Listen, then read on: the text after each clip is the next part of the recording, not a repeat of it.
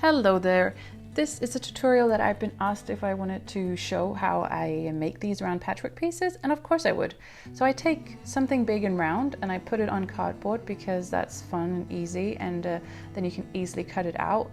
And I like to cut it out either in halves or in quarter pieces. And then I'm just putting on like different markings so I can see which ones fit together. Of course, you can see that you can see how these fit together, but if you're working with different sizes, it's a good way to do it. And then for these cardboard templates, it's important. Also remember that you have to add some seam allowance. So I add like approximately 1 centimeter of seam allowance all around.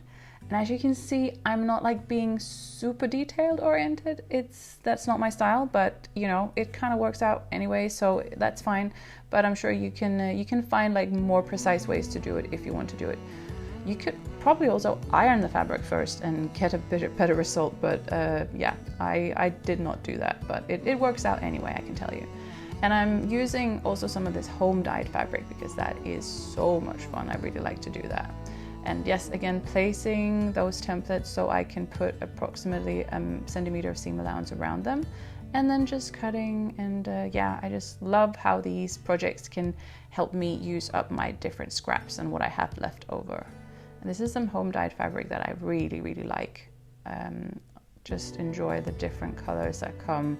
And I also have lots of videos that show you how to dye fabric and how to, yeah, personalize it, so to say, and make it completely unique.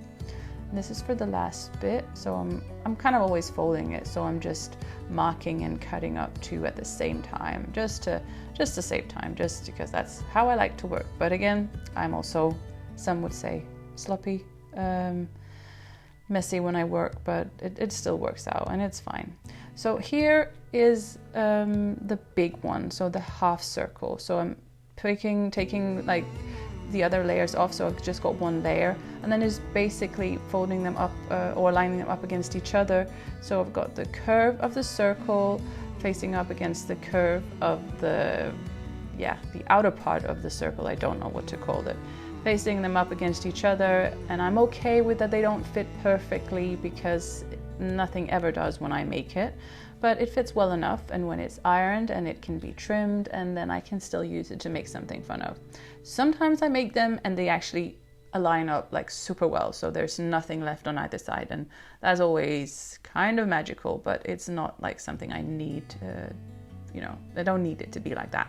When I make seam allowance the way I do, where it's like approximately 1 centimeter here and there, yeah, it's just never going to be that precise.